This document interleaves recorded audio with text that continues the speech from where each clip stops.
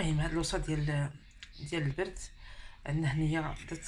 درت شريحه قطعتها طريفات صغيورين، ودرت معاها واحد الكركوبه ديال الثومه درت خليتها غير هكا ساينه حتى بالقشور ديالها.